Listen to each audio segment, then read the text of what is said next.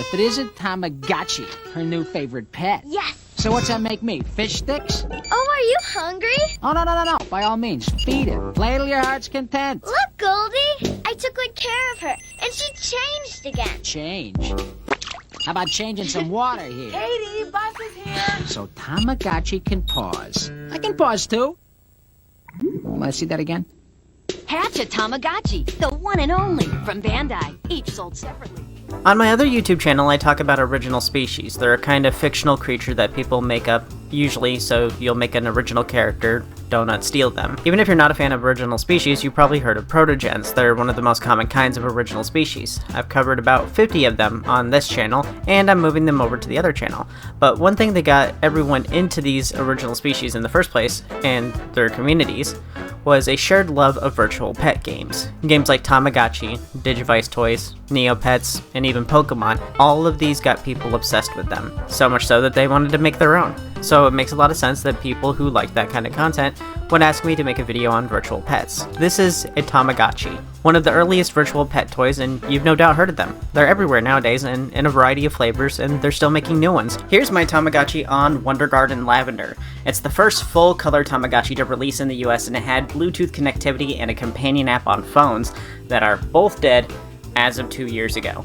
The way a Tamagotchi works is simple. Your pet is a useless fetus who can't do anything on its own besides poop, and it's your job to help clean up its poop, feed it so it can make more poop, and play mini games with it so it can be happy while it poops. There are other things that it can do, but every Tamagotchi works this way somewhat, with some variation depending on the generation. Like I mentioned, my Tamagotchi On Wonder Garden Lavender, you have to say the full name every time. You have to put respect on its name because buying a new one costs more than a family of four's electric bill. Turns out, these are pretty sought after. I got mine from Target for 60 USD when it released, and the Fairy Pink version is my wife's. Other than being gender-coded lavender for space aliens and pink for Earthican girls, and being the one with the color screen, there are some important differences. This game was about breeding your Tamas with other Tamas to get new Tamas with their parents' traits, so we too can recreate man's masterpiece, the pug. The Wonder Garden Edition and Fairy Pink Edition differed from each other in the Pokemon kind of way. Each of these released in the Tamagotchi On collection, also called Tamagotchi Miitsu in Japan. My Tamagotchi is super cute, and caring for them is so much fun. They love to play games, travel the world, and make friends. I love to help them grow and even get married. What will my Tama look like? Every day is full of surprises. So much fun. Oh look, he's hungry. Time to eat. Their story is in my hands, and they're always with me. Tamagotchi On. What will your My Tama do today? Each will separately, batteries not included. All had marriage options, and these marriage options were exclusive to the version that we had. There's one specific location in each of them that could only be visited by that specific Tamagotchi toy. We would go, we would meet the people there, we would bone them, we would get a new Tama, and then we would be able to have them breed and make a new Tama for each of us. So it was kind of like Pokemon version differences, but with more steps. So if Mabel's Tama had genes from an exclusive Tama, she could pass those on to mine with her one-night stand. Nature's beautiful. But that's really all you need to know about the virtual pets to understand how they worked. Feed and play with your Tamas to make them grow up. Such a simple concept, and they became so absurdly popular. I never actually got one until my Tamagotchi On Wonder Garden Lavender Edition for Space Aliens, and Mabel had a Gudetama one, but didn't play with it very much. I played with the hardcore grown-ups only version of Tamagotchis, the Digivice toys, but that's a subject for another video. These toys were so popular, I heard that they were banned in schools because they kept making too much noise, and before long, they were everywhere. They had sequels, spin-offs, crossovers, and they even re-released the original. They also had giant versions that are the size of a child's torso. So you could right now go onto Amazon and order an original style Tamagotchi, one of the re-released ones with over 25 different colors, and be scooping poop with the rest of us in just a couple of days.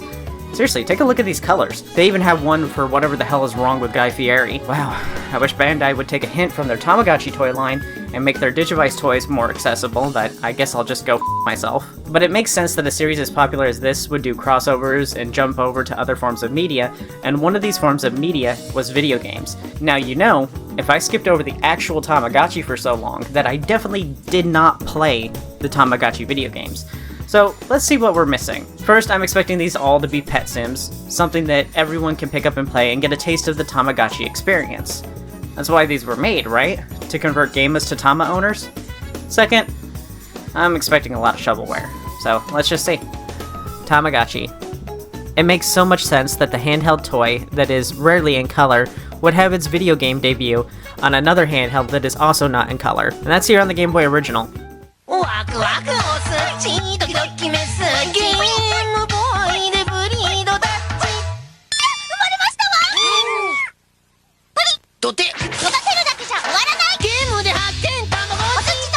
Tamagotchi for Game Boy opens up on a familiar screen, a digital version of the Tamagotchi egg screen and 3 buttons. Immediately, a short cutscene plays showing us that, much like me, the Tamagotchi arrived by crash landing their UFO. I select a new game, and we have a choice of eggs. And explain. Explain is a explanation of the game and its mechanics with the help of the doctor here, although he is not much help at all. When asking about anything, we get incredibly short responses. Game Boy is still a pretty old system, so they didn't have room for super long or in-depth tutorials or apparently more than 3 words of text.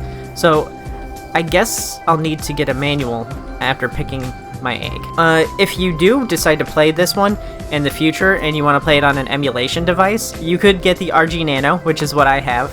And the RG Nano is about the size of a Tamagotchi with about the same size screen, a 1.5 inch screen. So you could play this Game Boy one, and it would be pretty dang close to playing the original Tamagotchi toys. It would just cost, 3 times as much. But, if you're interested in that, there's an affiliate link in the description that'll take you to Amber Nick's site to get you your own RG Nano if you want. Although I would recommend getting something with a much larger screen, maybe the RG35XX or RG28XX if you want to keep it budget. But yeah, just so you know, there's an option there. So we have 8 eggs to choose from with no hints other than pattern as to what our Tama will hatch into. I was going to check the manual to see the differences, but I have my first problem.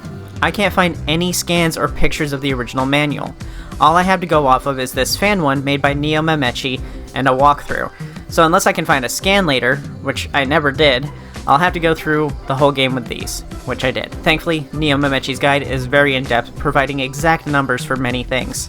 Super helpful. Alright, picking an egg gets us either a white or black Tamagotchi, and the names for these Tamagotchi have somewhat been localized and somewhat been not localized. A lot of Tamagotchi are just, the Japanese word for something with chi at the end. So we have Baby Ichi, which is Baby Chi for the black one, and for the white one we have Shiroi Baby Ichi. Shiroi meaning white in Japanese. And the stats for them are entirely random, so it doesn't matter which one I choose.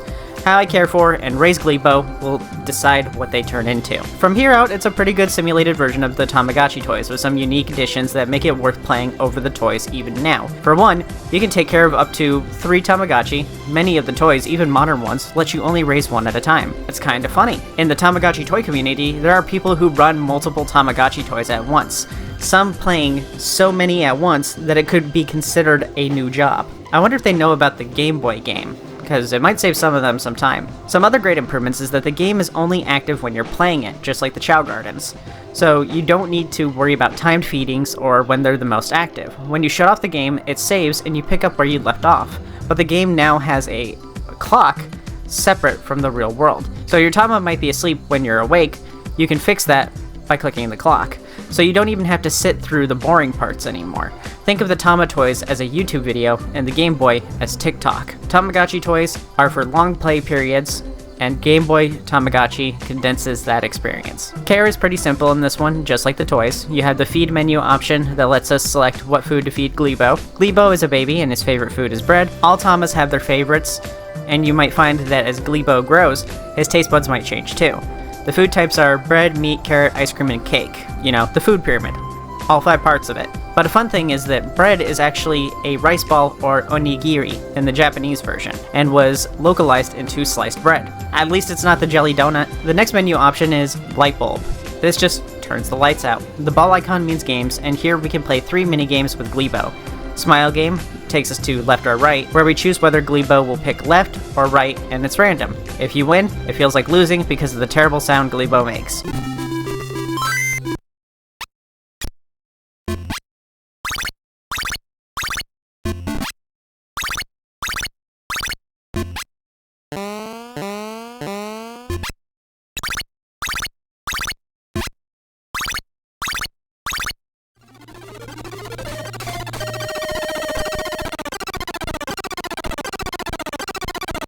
You might be wondering why it's called a smile game on the first menu rather than left or right like it is in the game title. The game modes are named based on what they increase. Smile makes your Tama happy. Study game is a simple math game, but we can't play it when Glebo is a baby because math is hard. Then the last game is sports game. This increases Glebo's body score and lowers his weight. These stats are somewhat important as they dictate what kind of Tama Glebo will grow into. So if you're looking to get a specific type, then you'll need to be careful what games you play. The next menu icon is a shot, and that's medicine for when they're sick. You use it when a black skull appears next to your Tama. Although sometimes this skull can also mean death, which no amount of medicine can cure. Wow, that was sad and kind of dark. Usually, these illnesses come through care mistakes. Diaper rash, for example, is caused by not flushing poop fast enough, even though they're not actually wearing a diaper. Stomach ache is from feeding them too many indulgent foods. And flu is from being all around neglectful. The weird chicken icon on the menu is the flush button. It gets rid of the poop. The scale icon is one of the most important menus, showing us our pet's stats. Type is their current form, so Glebo is a baby. Age is their age in game days. Each game day is 1 year, with 15 being very high. Weight is their weight. Life is their hunger meter. Fun is their happiness. IQ is how smart they are. Body is their physical fitness. Deed is their discipline, which is increased by praising and scolding at the right times. Fear is stress, and is one of the major factors in deciding what your Tama grows into. Lastly, is mind or selfishness, the other major factor in evolution. The last care option on the menu is the discipline menu. You can praise or scold your Tama. The other one is the useless doctor. That's everything you need to know about care for right now. I could go into showing you how evolving works, but here's the charts. If it's your first time playing like it is mine, it's just better to play normally and see what happens. Once Glebo gets older, we'll unlock tournaments, which are also introduced into this series from this title. If you're looking for your classic Tama gameplay, then you can skip these, but they're a good added challenge. There are 3 tournaments, and they're races, beauty contests, and nerd contests. In races, your pets will use its stress, body, hunger, and happiness to try and reach the finish line as fast as possible. The only trick is to wait for the race to start. Wait 1 second, then mash A, kind of like Amazing Island. Don't mash too much, though, or you'll hurt your pet and make it slow down. Next is the beauty contest. This one will just use your Tama's discipline, happiness, stress, and species as deciding factors. Yeah, we get it speciest in here. And this one, you have competitors too, so it's recommended you only take the prettiest Tama with you. The prettiest ones are Pochichi, Mimichi, and of course, Bill. Look at him. Look me in the eye right now and tell me he isn't dead sexy. He has a body to die for. If you don't like Bill, you're just a jealous little hater of this massive Sigma Chad. The last contest is the Nerd Contest, or as the game calls it, the Knowledge Contest. The only important stat here is IQ and how many times you've done the test. Their performance in this contest goes up with practice, which is pretty interesting. Unfortunately, you have very little influence over your Tama's performance. The only thing you can do is keep watching as they get it wrong again and again. It's just, come on, it's not that hard. If for some reason your Tama is able to win all of these contests, meaning that they are the fastest, smartest, and most beautiful Tama, the final cutscene will play. So, I love this game. This is probably the best way to play Tamagotchi. Unlike the toys, it doesn't require constant attention and doesn't expect you to drop what you're doing to play. If you've never played Tamagotchi, get one of the $20 Amazon toys and then emulate this. But you'll see what I mean. The Game Boy version is like the original, but improved in every way. It's funny. I thought they made this to convert gamers to Tamagotchi toy buyers, but this game is the best version when compared to the first toy. Unrelated, I'd love to have a Tamagotchi game with me in it. Anyway, there are, of course, issues with it. Like, it requires a manual to play, but all games back then did. The real problem is that this wasn't interactive enough for gamers. This wasn't made for gamers. This was made for toy buyers who had a Game Boy. It's not something you can play all day, and that's what people wanted on the Game Boy, which is ironic because it's made for portability. It's just supposed to be something you play on the bus, not all day. But a lot of us played it all day, me included. The closest we get to high interactivity is taking care of 3 at once, which for some might be a little too crazy. It's not a perfect Game Boy game, but it's damn near perfect for Tamagotchi. In an alternate universe, somewhere this series took off and we got a new Tamagotchi for each system. That alternate universe is called Japan, because for the next 6 games over 8 years, Americans didn't get a single new Tamagotchi game on a system. We didn't even get the direct sequel to this one, V2. Let me know in the comments if you want to see the Japanese ones. Maybe I can find some fan translations. I don't speak or read Japanese, but Neo Memechi seems to have guides on a lot of these games. Anyway, we might not have gotten a Tamagotchi for any consoles for 8 years, but we did get one on PC, Mac, and Windows 95. Tamagotchi CD-ROM. Tamagotchi CD-ROM. This entry in the game series does what the Game Boy version did, but in a different way. It greatly improves the Tamagotchi pet sim experience by being on hardware more advanced than a wristwatch. We have visuals that look hand-drawn, the classic Tamagotchi V1 gameplay, voice acting, alien racism, better menus, background music, and better minigames. The great thing about this is it's more of a true experience to the Tamagotchis because it's a desktop pet.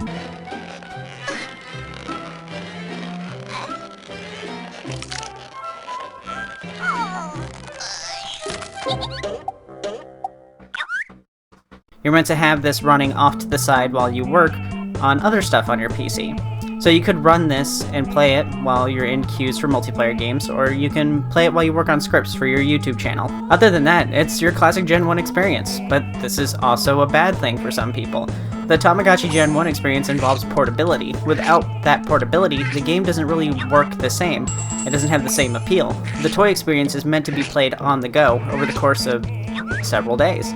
Having it on a PC in '97 didn't really work the best because PCs back then could game, but it wasn't many people's main system like it is now. Most people played on consoles back then. We had the PlayStation 1 and 64, and this was the year of Final Fantasy VII. People weren't using their computers as much back then. Had this been released now, I think it would do a lot better. I think a lot of people want this right now, but I also think a lot of people would want this right now on consoles still too, specifically the Switch. Unfortunately, this sold very poorly, which is why I think we didn't get more Tamagotchi video games. This version only sold 50k units, so it really shows you that Tamagotchi on PC was definitely not something people wanted at the time. The other issue is when compared to the Game Boy version, that was released in the same year, it's worse. The only advantage it has is the graphics and sound design. The Game Boy version was negatively reviewed for low interactivity, and it was a sped up version of the Gen 1 game with additional activities like tournaments. Tama CD is a truly authentic Tama experience, being the bare bones Gen 1 experience. If you want to try Tamagotchi without buying a toy, and you're someone who spends a lot of time on the PC, then this would be a good fit for you.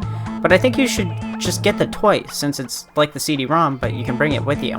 I guess you could use this as a demo to see if you're interested in it. Now for the dark times. 8 years of no more Tamagotchi games for American audiences. Most of these were care games, like the toys, so I'm sure they're still playable with a guide. But for us across the ocean, we didn't even get a look at these games.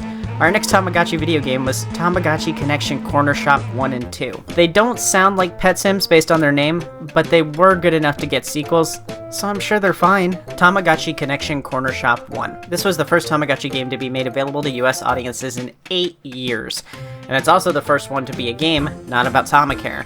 Since the CD-ROM was a flop, and they decided for us that we didn't want any more care games, it makes sense that they'd try again with the Corner Shop series. It has that same Tamagotchi aesthetic everyone loves, but now with a stylus. You think a stylus would make for a better care game because we would have more direct interactability. We could do things like drag and drop food to them, we could pet them with the stylus and stuff like that. No, they told us that we wanted Corner Shop. Speaking of stylus, it's our main form of interaction with this game. Since this isn't a care game, we don't get the pleasure of raising our Tama from a baby to an adult. We pick one of the adults, so I'm going to pick Mesucchi, because it's the only one that I know the name of. The care button is here, but care in this game is more about designing the room than panicking about whether or not you remember to feed your Tama and whether it'll be dead when you check in on it again. The other main menu options are demo and shops. Demo is a neat feature that doesn't really serve a function these days. It used to be that you would use this demo button here to send a demo of the game to a friend for them to try out. If they liked it, they'd go out and buy their own copy. But if you turn off the DS, that demo would be deleted. This feature was useful on some games, allowing you to play co-op or versus with a friend even if they didn't have their own copy. The shop button is what we're here for though. Here we're taken to the town view and can select a town to go to. Patchi Forest, Mame City, and Guru Guru Town. Each has their own shops with their own minigames, but the only one with stuff for us to do in the beginning is Mame City. We can be a dentist or a cleaner. Only one of these makes sense as a first job with no work experience, but drilling holes in people's teeth sounds a lot more fun, so as a dentist, you and your Tamagotchi get to pretend to be a dentist. It doesn't give you a tutorial to start, but there is a help menu, and that's when I find out this game is color-coded. To use the toothbrush, I had to pick the toothpaste that matches the color of the cavities. If you're new, I'm colorblind, It works the same way with waddling too. Same color rag, with the same color cracks in the teeth. That's just the basic instructions. Later on, we get to do implants and injections. After we fix up the tooth, we immediately demand money and move on to the next patient. We have a business to run here, and we cannot waste any time on dilly-dalliers. Overall, it's not too bad of a minigame. It's pretty relaxing, and they're very generous with the success versus failure rate. So even though I mixed up toothpaste colors a lot, in the end, it didn't matter. Even when I thought I messed up really bad, it was fine. I just felt really guilty for making them cry. After helping about 10 Tamas with disgusting teeth, a policeman Tama tells us that we should expand our business and offers to pay us 5,000 Gotchi to rebuild. 5,000 Gotchi is about 1,000 times his bill.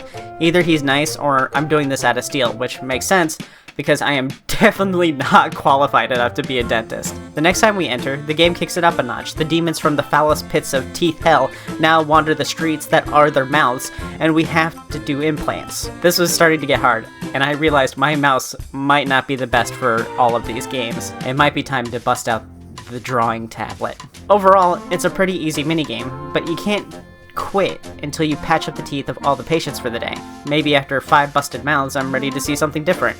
But it looks like you're stuck in it until you get to the final boss of tooth decay, the policeman. His mouth is always the worst, and it's probably from all those donuts. Each time he upgrades your shop too. But as you progress through these minigames, you unlock more, and there are 12 total, so I'm excited to play the rest of these.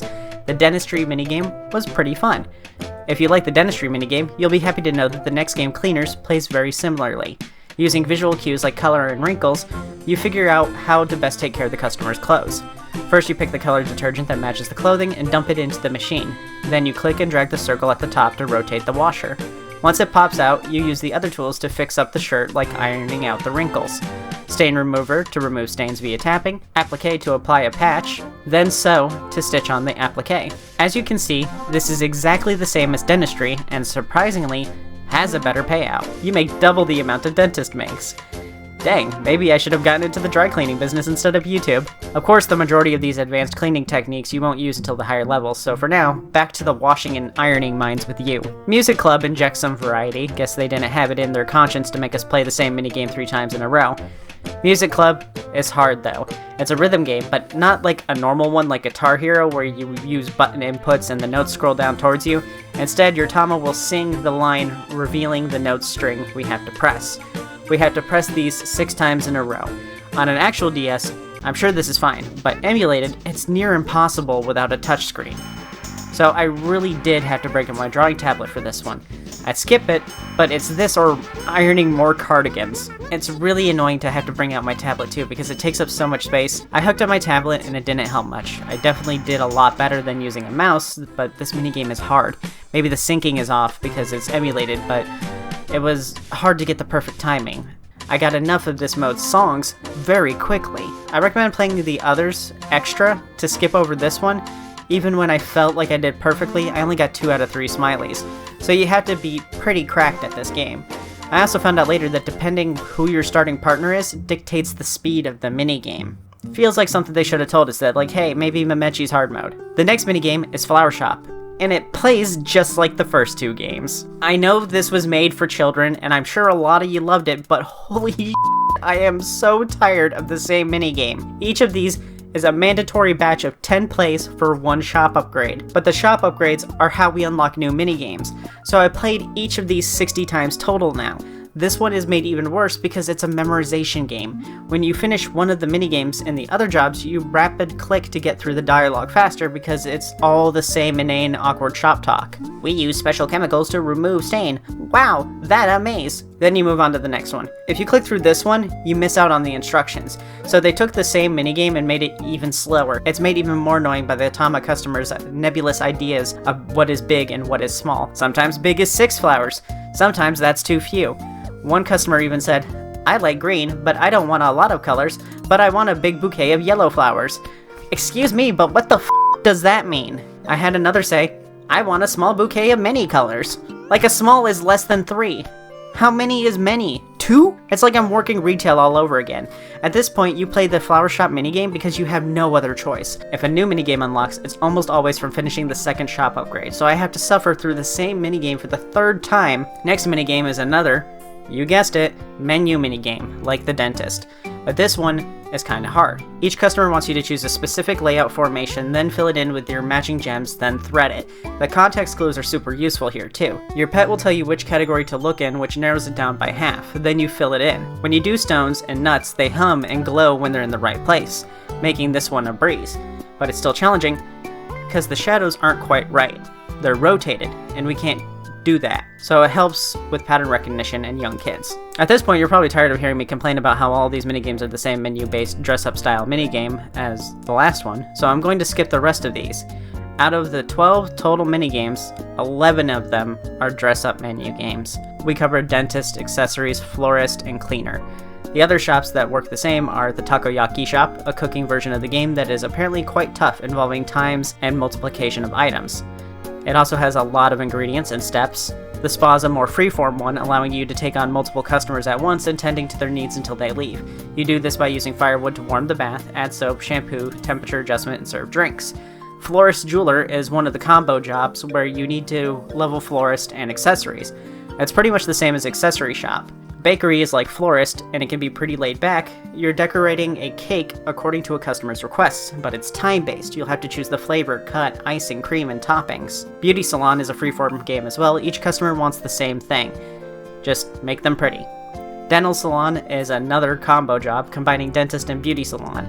You'll color their teeth and draw symbols on them how they want. It's goofy, but it's essentially the beauty salon again. The only unique game among this collection is the music game, and it kinda sucks. Each of these minigames gives you money, and you use the money to buy cosmetic changes for your Tamagotchi's home. It's labeled Care, but it'd be better described as their home. Aside from 11 games disguised as different games, this was surprisingly fun. But after an hour, the gimmick really wears on you, so you can imagine how I felt after several hours of this. I am very much not looking forward to the sequels, but what do you want from me? This is a game made for children, not 33-year-old aliens. Tamagotchi Connection Corner Shop 2.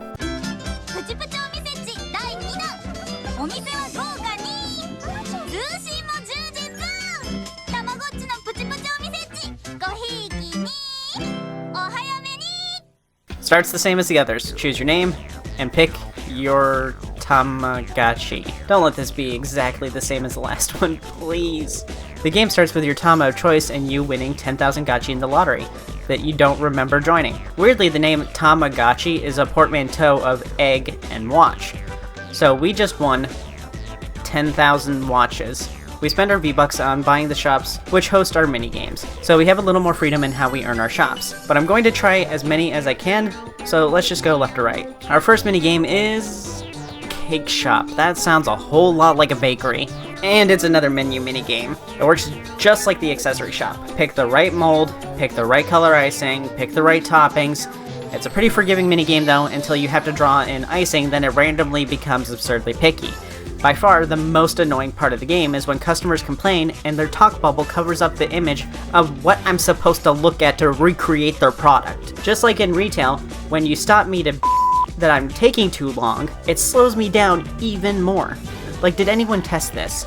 You only need to experience this once to know how annoying it is. Something interesting about this game though is the membership card system. Each time you help a customer, you stamp their card, get their name, and it keeps track of how many times you've served the customer.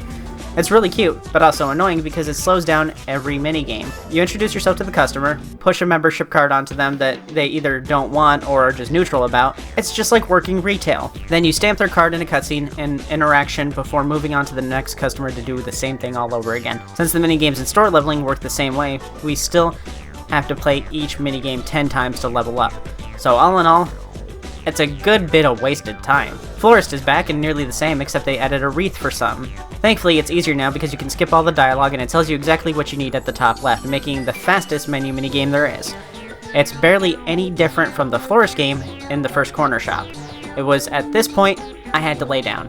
I just spent an entire day playing the same minigame with 12 variations at least 100 times, and tomorrow I'm getting up to do it again. Why am I doing this? What is there to gain? Then I remembered my entire self-worth is tied to likes, views, and subscriber counts. Then I picked up where I left off with the gas station minigame. Oh, I worked as a gas station attendant for third shift. Something tells me this won't be as accurate to my experience as a gas station worker.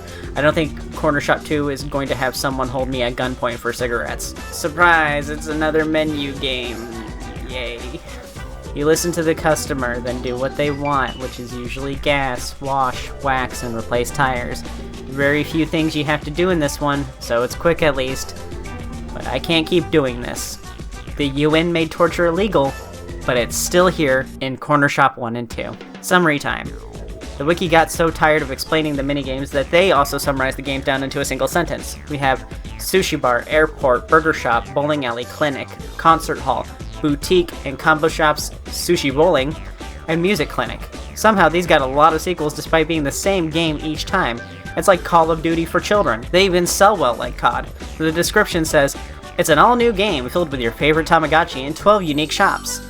The words all new and unique are doing so much carrying in that sentence. The file size on this one is a little over twice the size of the original Corner Shop, but the same amount of games, and all with the same minigames. So I have no idea where that extra data is being used because it sure as hell isn't being used on anything all new and unique.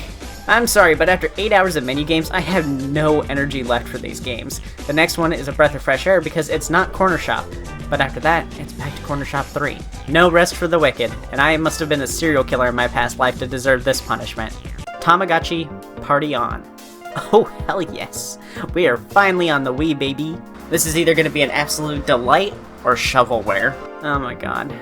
It's a board game. That means I get to enjoy this game with Mabel and Connie, is what I would want to say, but I couldn't get them to agree to playing with me. So it looks like we're playing a party game alone. Wow, that's kind of depressing. Definitely a new low for me. Rather than giving you some long turn-by-turn description of what happens, I'll keep it simple for you. This isn't Mario Party. You might be surprised by that, because it seems like such an easy cash-in. But it seems like creating multiplayer minigames was too hard for the Party On devs. Weirdly, it plays more like the board game Life. A boring board game where its most interesting feature is that you use a spinner instead of dice to move, and is basically propaganda for a way of American life that hasn't functioned or been the norm in 30 years. You play a little dude in a minivan, spin, land on a random event, get married, have children, go to college, get a good job, and retire, and then die. I'm so jealous. But yeah, those last few things, college, get a good job, retire, those would more put life in the world of fantasy than life sim. And Party On, you do similar, but your end goal is to collect campaign points and get your Tamagotchi elected. Remember when you had to clean up these guys' poop and suddenly they're running an entire town? In that sense, they're perfect politicians, leaving everyone else to clean up their The quick way to win is just to make sure that you're the first to get to the campaign speech square, and that's almost always enough points to win. No one will be having fun playing this, and you may as well play as single player since all of the minigames are solo too. Thankfully, you can skip these sequences in single player, but in real multiplayer, you'd have to watch everyone else have fun until it's your turn again. I'm guessing they don't make multiplayer minigames because they didn't want children to fight, but yeah, that's kind of it. Who wins is entirely random. You need to roll the exact number to land on the speech, and everything else is just dealing with whatever you're given. Well, I hope you really like Tamagotchi Corner Shop, because the next one is Tamagotchi Connection Corner Shop 3. Don't expect a revolutionary change or reimagining of the games on a third entry. Also, don't expect innovation because we're still on the original DS with this one, and it's the last Tamagotchi video game released outside of Japan. After this, they stuck with mobile games. With just console or handheld games, that's 11 Tamagotchi games that never came to the US. We missed out on multiple Tamagotchi pet care games. They thought we only deserved the first game to Hakken and the CD-ROM game. But they thought 3 minigame collections that are just the same minigame again and again, and a party game with no minigames was good enough for us. So let's see what they had for us with the last Tamagotchi game to be released on consoles or handhelds. Telling you now though, I'm not pulling out my drawing tablet for this one. The story for this one is we play an alien who's disguised as a Tamagotchi and we're trying to help the mayor rebuild his town. Our friend suggests we build a shop. Don't know how that will help, but this guy looks like he fell down an up escalator and was trapped there for 3 hours before he was helped, so I'm not gonna argue with him. We dox ourselves and then it's business as usual, open a shop and play minigames. The first one is a recycling center, except we have to go to the individual Gotchis' homes, parks, and other places and pick up their trash for them. Then we sort it at the recycling center. It then shows what cool items these recycled materials can make. This is cool because it teaches kids why recycling is important and gamifies it. What's annoying though, is rather than us just using the stylus to pick up the trash instantly, we have to use a tool and select it. Then grab the tool and move the tool with our stylus, then drag the items into the trash can and let go. And then we have to click back on it and drag it back over a new thing to, again, repeat the process. It's very annoying. It adds an unneeded level of separation. I get why, though, that they're showing this to kids. It's to show them to not pick up trash with their bare hands. But you could have just made them select the tool instead of spawning the tool and using the tool. Anyway, going on my third corner shop game, I am very tired of the same kinds of minigames again and again. Thankfully, I only had to play the recycling minigame 3 times before it gave me the next shop, the card shop. And that's something else, is that compared to the previous Tamagotchi Connection game, this one's actually a step backwards in terms of new features. The membership cards are gone, buying shops is gone. It's back to the same way the Tamagotchi Connection Corner Shop 1 worked. It's a step backwards. In card shop, just like the other decorating games, you listen to the customer, make the card they want, and then you're done.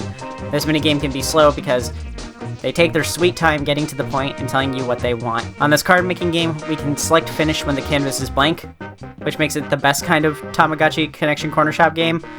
You don't even have to play it. Again, we only have to make it through 3 challenges before the next minigame. I'm very happy that it's so much shorter, but I have a really weird question. If I'm the one running the shops and they only function when I'm there, then what's happening in the other shops when I'm gone? How does this city's economy function if I can only be in one place?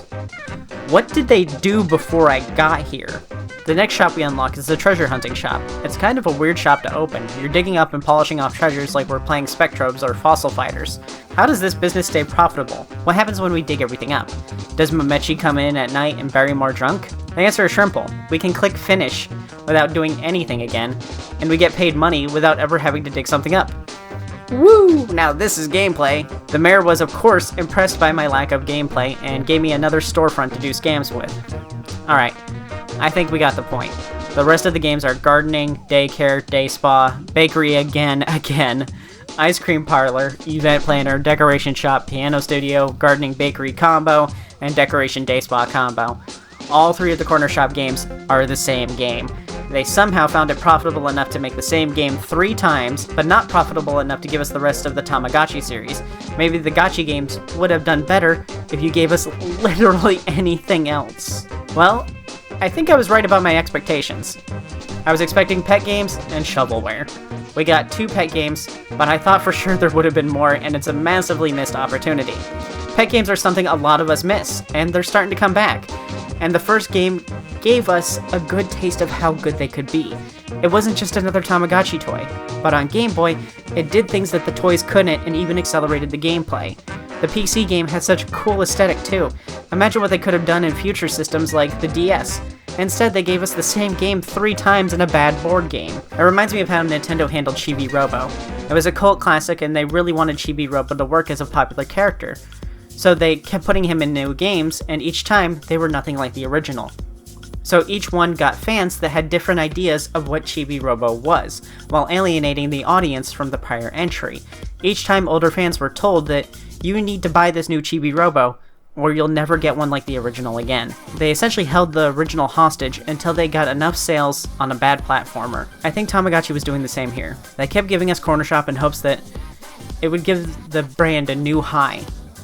A new high that would be high enough for them to bring it back. But that never happened, because they never gave Western Tamagotchi fans the real game they wanted. Maybe I'll check out the Japanese games sometimes, but that would require fan translations or guides, so who knows if that will even happen.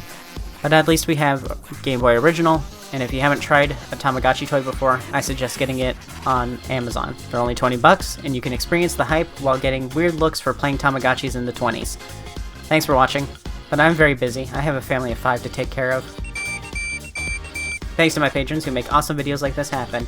Marius, Yini, WormSyrup, Radiante, Rask, Burr, WildKitty69, B, Bait, Sly, Colorado Blue, Vaderson, Linky, Malding Brick, and Splatjack. And I'll see y'all next time.